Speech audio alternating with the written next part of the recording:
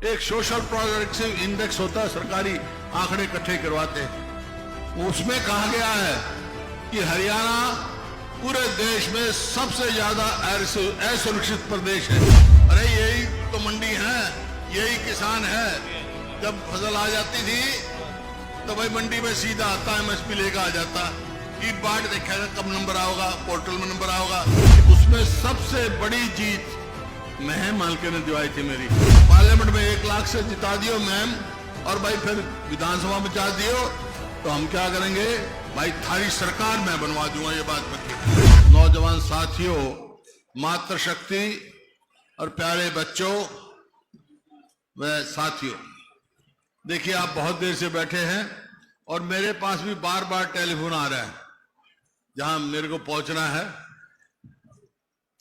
तो दांगी साहब ने कहा भी जरूर आना है, तो आज मैं आया हूं। पहले तो करूंगा बात हरियाणा की, फिर करूंगा अपनी और महम की बात। 5-7 मिनट में अपनी बात खत्म करूंगा। देखो बातें तो जहां तक है सभी बता दी, पूर्व वक्ताओं ने, उदयवान जी ने, अजीत दीपेंद्र ने, दांगी साहब ने सारी महम के बारे में बता दी, सारी बातें आ गई। आप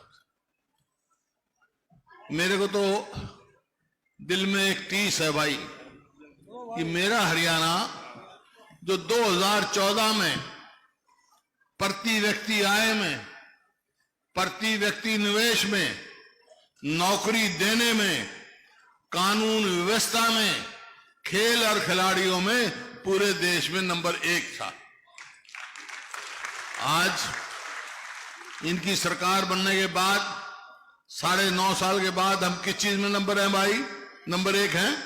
ये मैं नहीं कह रहा, सरकारी आंकड़े हैं ये। आज हरियाणा पूरे देश में बेरोजगारी में नंबर 1। आज हरियाणा महंगाई में सबसे ऊपर है।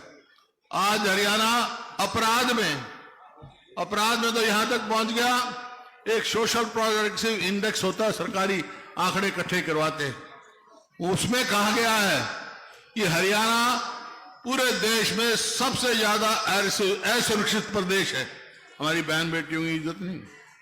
और भाई खेल खिलाड़ियों को देख लिया आपने, खेल खिलाड़ियों को देख लिया, हमारी बेटियों को किस तरह, पहलवान बेटियों को जंतर मंतर में घसीटा गया। आज वो खेल नीति बदल दी गई। जो हरियाणा की पहचान थी, पहचान तो हरियाणा की 3 ही थी ना, जय जवान, जय किसान और जय पहलवान। वो पहलवानों की बात देख लिया क्या किया, यही पहचान है हमारी। तो ये आज उस बात की मेरे को टीस है कि हम कहां से कहां पहुंच गए। तो आज समय है बदलाव का, आज करवट ले रहा है, चुनाव आ गया। और ये कुदरती बात हुई कि आज जो है यहां जलसा था, कल चुनाव की तिथि डिक्लेयर की गई और आचार संहिता लग गई। बहुत बातें कह सकते हैं, खैर लंबी बात नहीं कहना चाहता। मैं ये कहना चाहता हूं, ये बात आपसे आया, हम सरकार को बदलो। हरियाणा में सरकार कैसे बदलेगी, पहले पार्लियामेंट में कांग्रेस जिताओ, फिर हरियाणा में जिताओगे, जब तो बदलेगी सरकार। तो आपसे पूछ सकते हैं, या मैम की भूमि पे कह के जा रहा हूं, और जो मैं कहता हूं कहते हैं वो करते हैं। आपसे पूछ सकते हैं भाई, अच्छा सरकार तो हम बदल देंगे, ये बताओ थारी सरकार आ गई तो क्या करोगे। तो मैं 5-6 बात कह के जा रहा हूं, और तो बातें बाद में आएगी हमारे घोषणा पत्र, लेकिन 5-6 बात कह के जा रहा हूं। बाकी काफी कुछ उदयवान जी ने बता दिया। तो हमारी सरकार आएगी तो भाई क्या करेंगे हम, भाई हमारी सरकार आते ही जो बुजुर्गों की पेंशन है वो 6,000 रुपए महीना बूढ़े का और 6,000 रुपए महीना बुढ़िया का, घर में 12,000।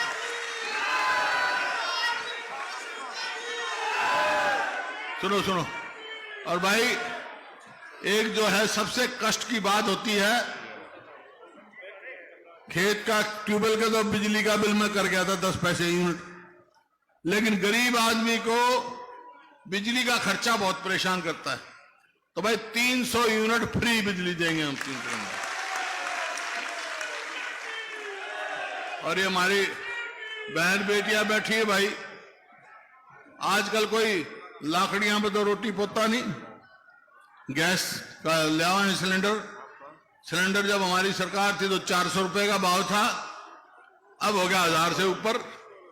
लेकिन हमारी सरकार आ गई तो आज कह रहा हूं जैसे राजस्थान में कर दिया था ना, 500 रुपए से ज्यादा सिलेंडर की कीमत नहीं होगी। और इस सरकार ने, हरियाणा सरकार ने 2 लाख जो पक्की नौकरी खाली छोड़ रखी, लगाए नहीं, वो एक और बना रखा है कौशल रोजगार निगम, उसमें ना रिजर्वेशन, ना पक्की, ना पेंशन। इधर लाओ, अगले एक भी नई बात काट दो। युवाओं के भविष्य से खिलवाड़ की जा रही है, जो कर अग्निपथ है, कोई मतलब नहीं उसका।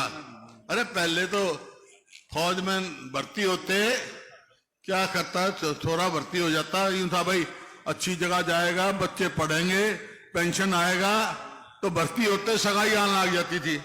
ये बगनी 21 साल से कम शादी ना हो, 18 साल का भर्ती होगा, 21 साल का, 22 साल का घर आ जाएगा, तो कौन ब्याह करेगा भाई उसका, बताओ कौन रिश्ते लेके जाओगा। तो ये स्थिति इन्होंने कर दी। और भाई जो बैकवर्ड क्लास का क्रीमी लेयर जो हमारे समय में 6 लाख था, नहीं, इनने कर दिया उसको बढ़ा के, घटा दिया, 8 लाख से 6 लाख कर दिया। हमारा समय आएगी सरकार तो 10 लाख करेंगे ताकि उनको फायदा भी हो, उनको फायदा हो। और जो ये एक बात कह रहा हूं, आपको याद होगा, जब मैं 2005 में मेरे को मौका दिया आपने, तो उस टाइम यही हालात थे कानून व्यवस्था की, अपराध की। उस टाइम मैंने कहा था कि भाई या तो मुख्य धारा में आ जाओ अपराधी, नहीं हरियाणा छोड़ जाओ, छोड़ गए थे। आज कह जा रहा हूं, वहां बहम की भूमि पर अगर हमारी सरकार बन गई तो गुंडों को हरियाणा में नहीं रहने देंगे, हमको बाहर करेंगे।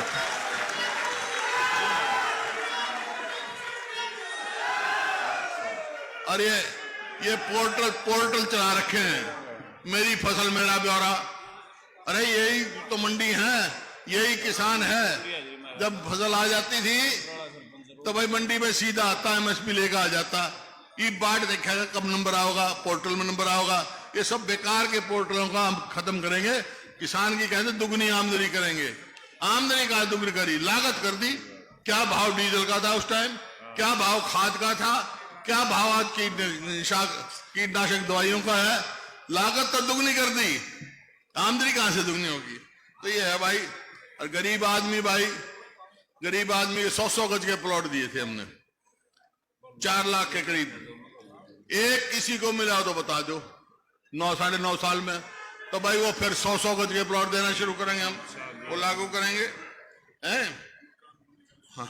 और कर्मचारियों का ओल्ड पेंशन लागू स्कीम करेंगे कर्मचारियों के लिए। और गरीब आदमियों को मकान बनाने का भी काम हम करेंगे भाई।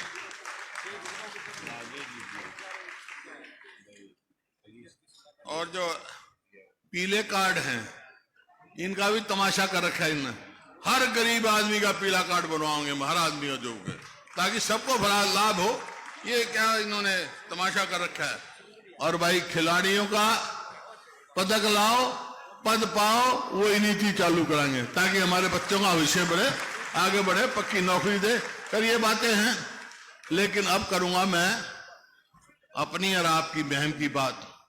देखिए काफी कह दिया, अजीत दीपेंद्र ने भी कहा, दांगी साहब ने भी कहा, और प्रत्यक्ष को प्रमाण की जरूरत नहीं होती भाई। आज जो मैं यहां खड़ा हूं, मैं सांसद भी रहा, आपकी सेवा का मौका भी मिला। अगर मैं इस स्थिति में पहुंचा हूं तो मैं कोई नहीं संकोच कह सकता हूं, उसमें महम का सबसे बड़ा हाथ है भाई। कैसे है? क्योंकि 91 में जब मैं चुनाव लड़ रहा था, तो पहले तो दांगी साहब पे जो जिस प्रकार से यहाँ बैसी गांव में आया, जब लाश पड़ी थी, वो दिन मैं याद नहीं कराना चाहता। मेरे को तकलीफ थी उस टाइम, इतनी जाति हो रही है। तो खैर चुनाव आया 91 का, मेरे से राजीव गांधी जी ने पूछा। उससे पहले जब महम का हुआ, तो एक बात बताना चाहता हूं कि आज कांग्रेस के नेता है राहुल गांधी, उस समय राजीव गांधी आए थे, इनके पिताजी, और राहुल गांधी साथ थे।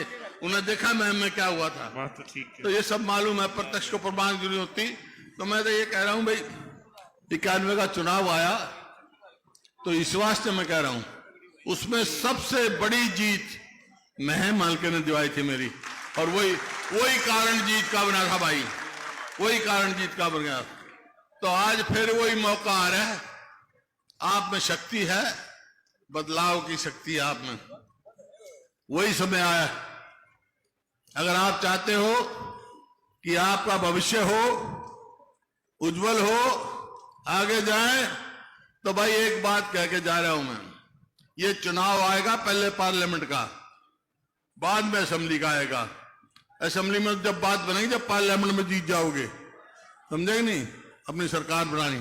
तो एक बात कह के जा रहा हूं मैं, अभी कोई चर्चा थी यहां से, शायद दांगी साहब ने कहा हो कि महम की इज्जत जब रहेगी जब कलोई से भी ज्यादा वोटों से जिताओगे आप दीपेंद्र को, ये थी ना बात। तो भाई एक बात सुन लो, पिछली बार 19 के चुनाव में कलोई ने मेरे को, कलोई से मैं 70,000 वोटों से जीता था, पूरे हरियाणा में सबसे ज्यादा।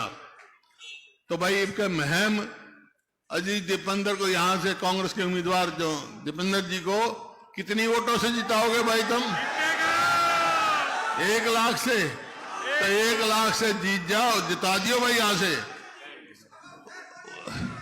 उसका 1 लाख से कैसे जीतेंगे? आप जब जीतोगे हर बूथ पर हर वोट पड़े और वोट की परसेंटेज 90% आएगी तो जीतोगे आप। वोट डालनी है आपने हर बूथ पे। तो एक बात सुन लो भाई, 1 लाख से यहां जिता दियो, फिर आगे जो है असेंबली चुनाव आएंगे। एक बात मैं कह के जा रहा हूं, पार्लियामेंट में 1 लाख से जिता दियो मैम, और भाई फिर विधानसभा में जिता दियो, तो हम क्या करेंगे भाई, थारी सरकार मैं बनवा दूंगा, ये बात पक्की। तुम मंजूर है, टक्कर लेने तैयार हो तो मैं भी तैयार हूं भाई। हो जा, हाथ खड़े करके बताओ तैयार हूं।